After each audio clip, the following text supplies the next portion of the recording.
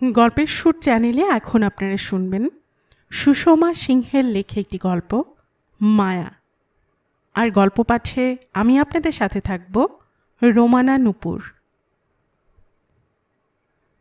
দেখ যতীন, এবার কিন্তু তুই না বলতে পারবি না। এই তো বিএসসি পাশ করলি, এবার আর তোর কোনো ওজোর আপত্তি আমি শুনছি না। বিয়ের কথা পারলেই তো তুই বলবি খাওয়াবো কি, পাশ করি ইত্যাদি। চৌধুরীদের মেয়েটি বেশ দেখতে শুনতে, লেখাপড়াও বেশ জানে, আর দেবে থবেও বেশ। দোহাই মা, রক্ষে করো। দেখতেও বেশ, আবার টাকা করিও বেশ। বেশের দৌড়াতে দেখছি বাড়ি ছাড়া হতে হবে। তোমার বড়লোক বৌমার এসেন্স, সাবান, শাড়ি গহনার ফরমাসের চোটে প্রাণ বাঁচানো দায় হবে। মাতা কিছু অপ্রসন্ন হইয়া বলিলেন, কি যে বকিস তার কোনো ঠিক নেই। বড়লোকের মেয়ে হলেই বুঝি অত ফরমাস করে। এই আমিও তোরে বড়লোকের মেয়ে ছিলুম, কই তোর বাপ ঠাকুমার কাছে কত ফরমাস করেছিলাম। অত কথা কাটাকাটি আমি শুনতে চাই না। এই বৈশাখে আমি তোর বিয়ে দেব। যতীন বেশ নিরুদ্বিগ্ন মুখে বলিল, বেশ, তবে দাও তোমার যতীনকে চৌধুরীদের কাছে বিক্রি করে।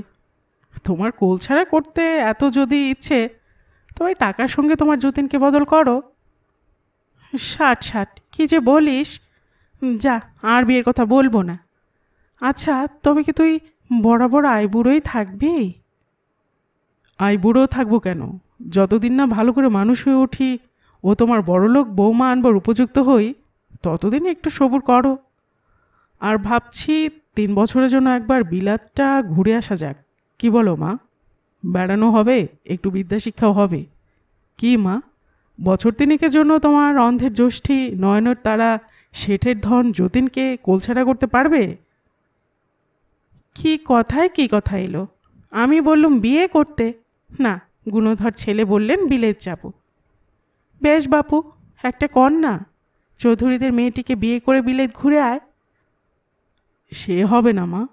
সেই যে 11-12 বছরের নোলক পড়া মেয়েটা আমার সামনে এসে প্যান প্যান প্যান প্যান করে কাঁদবে, আর আমার বিলেত যাওয়া তখন মাথায় থাকবে, সে কিছুতে হচ্ছে না। বেশ তো, তুমিই ঠিক করে রাখো, আমি কিনা বছরের মধ্যেই ফিরে এসে তোমায় বউ এনে দেব। শোনো মা, বউ এলে তো আমাকে দূর করে দেবে না। যে দরদ দেখছি ভাবি বউর উপর। পাগল আর কি, মা কি কখনো ছেলেকে দূর করে দেয়? তোর যে কবে আক্কেল বুদ্ধি হবে বুঝি না। আমি তো কিছুতে পারলাম না, ভাবলাম বউ এলে তুই ঠিক হবি, তাও আনবি না। হ্যাঁ মা, তুমি আমাকে ঠিক করতে পারলে না, আর পারবে কি না সে তোমার ঘ্যান জ্ঞানে প্যান প্যানে নোলক পড়া মল পড়া 11 বর্ষিয়া সাধের বৌমা। হ্যাঁ রে হ্যাঁ, সেই এসে তোকে ঠিক করবে বলিয়া মাতা স্নেহের হাসি হাসিতে হাসিতে গৃহান্তরে চলিয়া গেলেন। আজ 3 মাস হইল যতীন অসুস্থ হইয়া মধুপুরে বাস করিতেছে, সঙ্গে মাতা ও তাহাদের আশ্রিতা মামাতো ভগ্নী রমা। উপরোক্ত ঘটনার কিছুদিন পরেই যতীন মহোৎসাহে লন্ডন যাত্রা করে। সেখানে 5 মাস ধরিয়া বেশ মনোযোগ ও আনন্দ সহকারে শিক্ষালাভ করিতেছিল, কিন্তু হঠাৎ সে অসুস্থ হইয়া পড়িল। সেখানকার ডাক্তারগণ একমত হইয়া শীতপ্রধান দেশ লন্ডন ছাড়িয়া স্বদেশে প্রত্যাগমন করিতে বলিলেন। যদি সে লন্ডনে থাকে তাহার রোগ বৃদ্ধি পাইবে ও মৃত্যু অবশ্যম্ভাবী। সেই জন্য সে দেশে প্রত্যাগমন করিয়া পশ্চিম বাস করিতেছে। লন্ডনে ডাক্তারগণ তাহাকে বাস্তবিকই বলিয়াছিলেন যে তথাকার শীত সহ্য করিবার ক্ষমতা তাহার নাই। বাস্তবিক মধুপুরে থাকিয়া ক্রমশ সে সবল ও সুস্থ হইয়া উঠিল। মধুপুরের প্রায় সকলের সঙ্গেই তাহাদের বেশ আলাপ পরিচয় হইয়াছে, তবে অতুলবাবুদের সহিত বেশ ঘনিষ্ঠতা হইয়াছে। অতুলবাবুর 2 কন্যা ও 2 পুত্র। জ্যেষ্ঠা কন্যা শ্বশুরালয়ে থাকে ও জ্যেষ্ঠ পুত্র কলিকাতায় থাকিয়া FA পড়ে। ছোট মেয়ে 14 বর্ষিয়া মায়া ও 8ম বর্ষিয়া বালক অমল সঙ্গে থাকে। রমার সঙ্গে মায়ার খুব বন্ধুত্ব হইয়াছে। দুই পরিবারে যাওয়া আসা, গল্পগুজব, আদান প্রদান খুবই হয়। যতীন, রমা, মায়া, অমল একসঙ্গে বেড়াইতে যায়। মায়া যতীনের সঙ্গে খুব বেশি কথা কহিত না। মায়া প্রায়ই দেখিত যতীন তাহার মুখের দিকে অপলক নেত্রে তাকাইয়া রহিয়াছে। চোখাচোখি হইলেই যতীন অপ্রস্তুত হইয়া দৃষ্টি ফিরাইয়া লইত। মায়া কিন্তু বিরক্ত হইত। মাঝে মাঝে রমাকে বলিত, হ্যাঁ ভাই, তোর দাদা কি বল, হাঁ করে চেয়ে থাকেন কেন? আমার কিন্তু বড় বিরক্ত লাগে। তা তুই রাগ কর আর যাই কর। সেদিন বেলা প্রায় ৩টার সময় মায়া রমাদের বাটিতে রমার সন্ধানে আসিয়াছিল। দেখিল মাছের ঘরে মেঝেতে বসে যতীনের মা ছেলের জন্য রেকাবিতে খাবার সাজাইতেছে, আর যতীন দূরে চেয়ারে বসিয়া একখানা বাংলা মাসিকপত্র পড়িতেছে। রমা কোথায় মাসিমা? যতীনের মা মুখ তুলিয়া সস্নেহে বলিলেন, রান্নাঘরে আছে বোধ হয়। হ্যাঁ রে, তুই এত রোদে এলি কি করে রে? মুখটা যে রোদে রাঙা সিন্দুর হয়ে উঠেছে। একখানা ভিজে গামছা মাথায় দিয়ে আসতেও পারিসনি? উত্তরে মায়া একটু মৃদু মধুর হাসিল। যতীন ক্ষুব্ধ নেত্রে মায়ার বায়ু বিতাড়িত চূর্ণকুন্তল শোভিত আরক্ত মুখখানি দেখিতেছিল। মায়া তাহার দিকে চাহিতেই সে একটু অপ্রস্তুত হইয়া বলিল, মায়া, এ মাসের কাগজটা এসেছে দেখেছ? বেশ সুন্দর সুন্দর ছবি আছে। মায়া টেবিলের পাশে সরিয়া আসিলে যতীন তাহাকে ছবি দেখাইতে লাগিল। একখানা ছবির দিকে তাকাইয়া মায়ার মুখের উপর মুগ্ধ চক্ষু দুটি স্থাপিত করিয়া মাতার অশ্রুত মৃদুস্বর জনান্তিকে বলিল, এটা কেমন বলো তো মায়া, বেশ না? মায়া একবার চাহিয়া আরক্ত মুখে ছি ছি বলিয়া ছুটিয়া সেখান হইতে চলিয়া গেল। একেবারে বাড়িতে নিজের বিছানায় গিয়া দুই হাতে মুখ ঢাকিয়া শুইয়া পড়িল। ছবির বিষয়টা এই যে, নবপরিণীতা প্রেম উৎফুল্ল যুবক পেছন দিক হইতে নিঃশব্দে আসিয়া কার্যনিরতা লাজরক্তা কিশোরী বধূর মুখখানি দুই হাতে ধরিয়া চুম্বনে উদ্যত। শুইয়া মায়া ভাবিতে লাগিল, ছি ছি, কি লজ্জা! উনি আমাকে কেন এমন ছবি দেখালেন? আমাকে এরকম অপমান করবার তার কী দরকার আছে? এ কথা যে কাউকে বলা যায় না।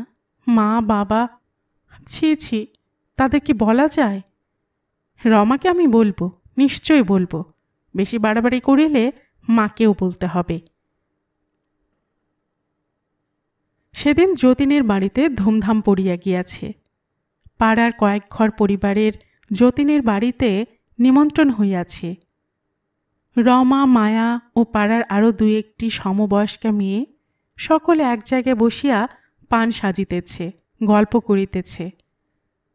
উপরোক্ত ঘটনার পর হইতে মায়া আর একলা যতীনের সম্মুখে আসিত না। আসিতে হইলে হয় রমা, অমল নয়তো পাড়ার কোনো মেয়েকে সঙ্গে লইত। সেদিন যতীনের জন্মতিথি ছিল। মাতা একমাত্র সন্তান যতীনের জন্মতিথি উপলক্ষে 5 জন লোককে ডাকিয়া নিজ হস্তে খাওয়াইয়া তৃপ্তি লাভ করিতেন। সেদিন যতীন মাতার আশীর্বাদ স্বরূপ নতুন কালো পেড়ে দেশি ধুতিখানি পরিয়া ও রমার সুকোমল হস্তগ্রথিত বেলফুলের মালা ছড়াটি গলায় দিয়া এদিক ওদিক ঘুরিয়া বেড়াইতেছিল। যেখানে পান সাজা হইতেছিল একবার সেখানে আসিয়া দাঁড়াইল। মৃদু হাসিয়া রমাকে বলিল, দেখ দেখি রমা, আমাকে কিরকম দেখাচ্ছে? বেশ দেখাচ্ছে না? হ্যাঁ দাদা, বেশ দেখাচ্ছে। অন্যান্য বালিকাগণ তাহার চন্দন পরা নতুন কাপড় পরা লইয়া ঠাট্টা করিতে লাগিল। মায়াও ছাড়িল না। সে একটু হাসিয়া বলিল, আপনি কি কচি খোকা, মালা ছড়াটা পড়তে লজ্জা করল না? যতীন বলিয়া উঠিল, বেশ মায়া, আমি তো নয় বুড়ো মানুষ, তুমি তো ছেলে মানুষ, তুমি নেবে মালা গাছটা? সঙ্গিনেরা সব হাসিয়া উঠিল। মায়া দাঁড়াইয়া রোষরুদ্ধ কণ্ঠে বলিল, আপনার মালা আমি নিতে যাব কেন? আপনি আমাকে নিজের বাড়িতে পেয়ে বারবার অপমান করছেন কেন? আপনার মালা যে চায় তাকে দিন। ছি ছি, আমার সঙ্গে এরকম নির্লজ্জের মতো ব্যবহার করতে আপনার লজ্জাবোধ হয় না? মায়া দ্রুত পদক্ষেপে সেই স্থান ত্যাগ করিল। সঙ্গে রমা ও অন্যান্য সঙ্গিনীরাও গেল। যাইতে যাইতে একজন বলিল, মায়া, তুই যে বড় রাগ করে চলে এলি। তোর সঙ্গে যদি যতীনবাবুর বিয়ে হয়, যদি কেন, তোর বাবা তো তাই চেষ্টা করছেন, খুব সম্ভব তাই হবে, তখন তুই কি করবি? মায়া চটিয়া গিয়া, তোর মুন্ডুপাত করব বলিয়া একেবারে বাড়ি গিয়া হাজির। রমার শত আহ্বানেও আর মায়া আসিল না। আনন্দপূর্ণ জন্মোৎসব রাত্রি যতীনের নিকট ম্লান হইয়া গেল। ক্রমে মালার গল্পটা অতিরঞ্জিত হইয়া মায়ার মাতার কানে উঠিল। মাতা বুঝিলেন যে যতীন তাহার কন্যার প্রতি আকৃষ্ট হইয়াছে। সেদিন রাত্রেই তিনি স্বামীর নিকট যতীনের সহিত মায়ার বিবাহের প্রস্তাব করিলেন। মায়ার পিতাও আনন্দ সহকারে সম্মত হইলেন। এদিকে মায়া শুয়া শুয়া সবই শুনিল। মনে মনে রাগে গুমরাইয়া উঠিল। পরদিন মাতা যতীনের সহিত যে তাহার বিবাহ সম্বন্ধ হইতেছে তাহার একটু আভাস দিলেন।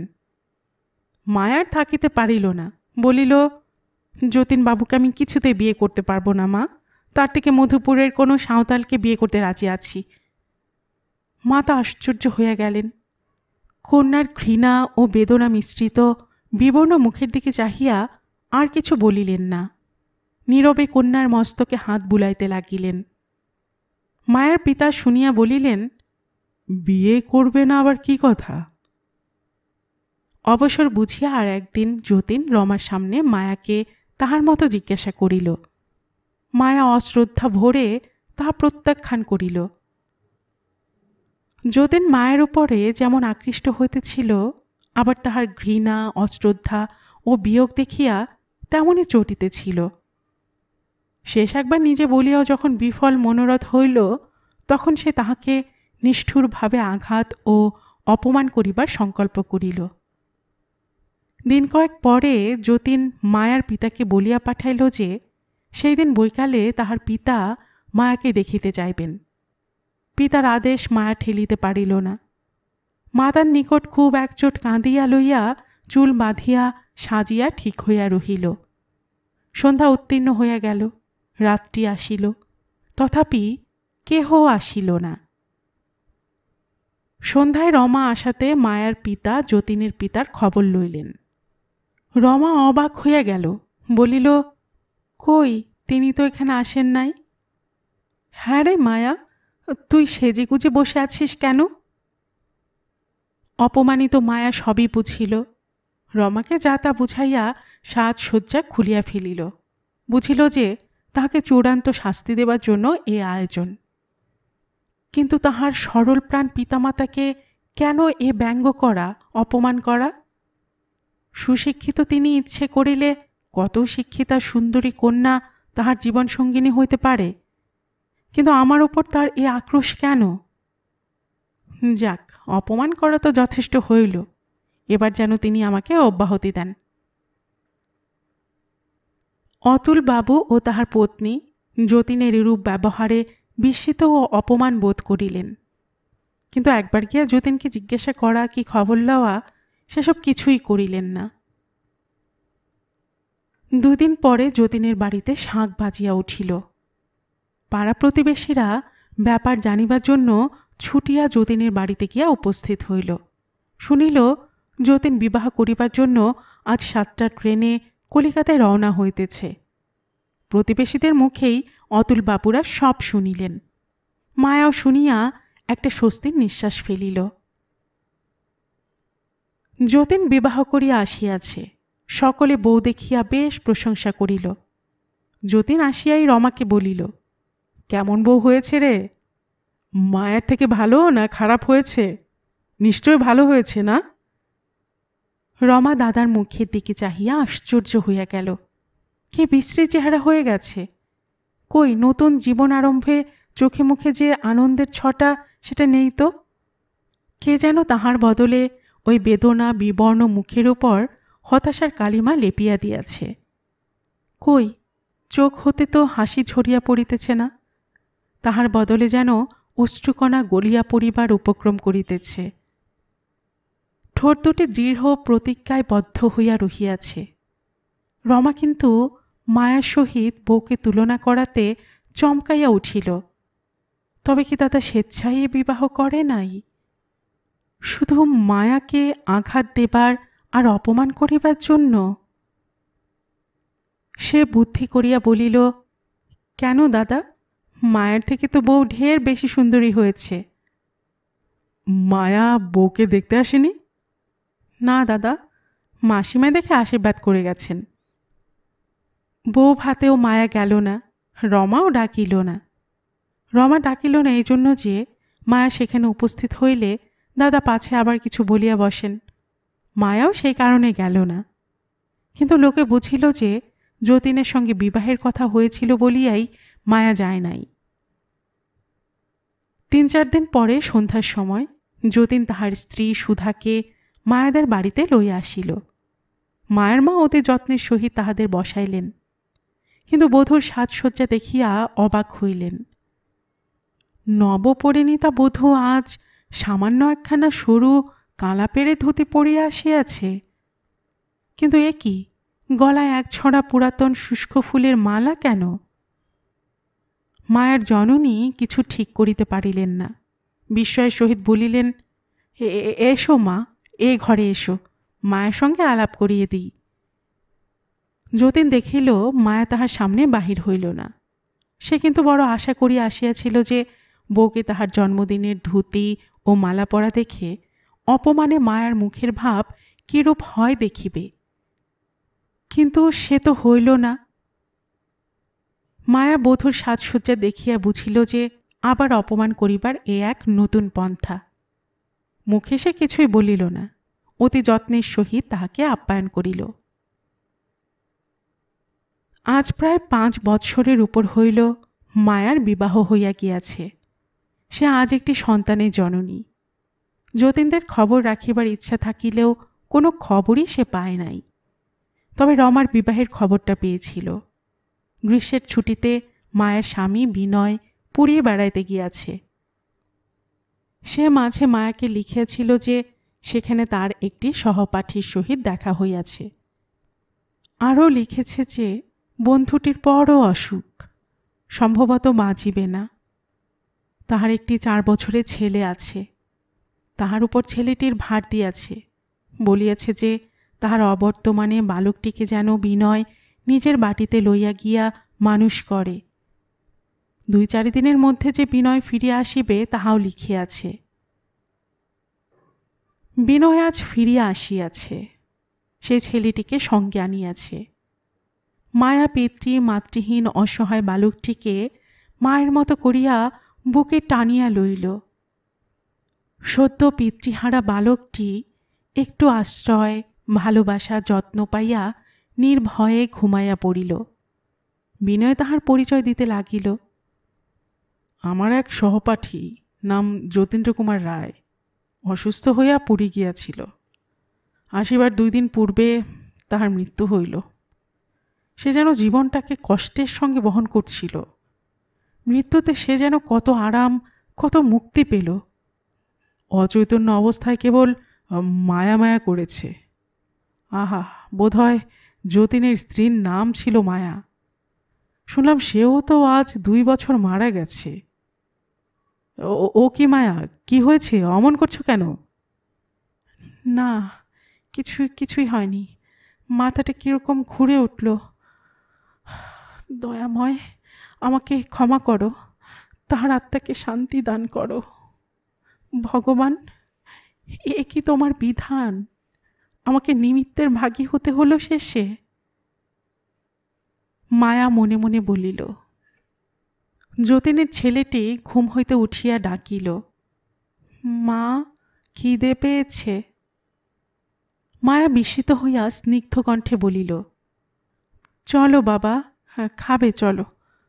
মা বলে ডাকতে কে তোমায় বলে দিল বাবা? বাবা চলে যাবার আগের দিন আমাকে বলেছিলেন যে তুমি আবার মা পাবে, আমার জন্য কেঁদো না। আচ্ছা, তবে কি তুমি আমার মা নও? তবে কাকে আমি মা বলবো? বালকের অশ্রুরুদ্ধ করুণ কণ্ঠে মায়ার চোখে জল আসিল।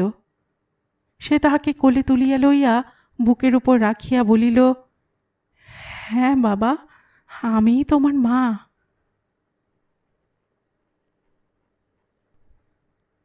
গল্পের সুর চ্যানেলে এতক্ষণ আপনারা শুনছিলেন সুষমা সিংহের লেখা একটি গল্প মায়া। আর এতক্ষণ গল্প পাঠে আমি আপনাদের সাথে ছিলাম রোমানা নূপুর। আপনারা যারা গল্পের সুর চ্যানেলের গল্প নতুন শুনছেন, আপনাদের সুবিধার্থে একটি বিনীত অনুরোধ, যদি আপনারা আরও এমন গল্প শুনতে চান তবে নিচে সাবস্ক্রাইব বাটনে একটি ক্লিক করে রাখুন ও একটি লাইক করে রাখুন। এতে এই চ্যানেলের ভিডিওগুলি খুঁজে পেতে আপনাদের সুবিধা হবে। আর পাশে থাকা বেল বাটনটি চেপে রাখুন, যাতে নতুন কোনো গল্প দেওয়ার সাথে সাথেই আপনাদের কাছে নোটিফিকেশান চলে যায়। সব সময় সবাই খুব ভালো থাকুন, সুস্থ থাকুন ও আনন্দে থাকুন, এই প্রার্থনা রইল।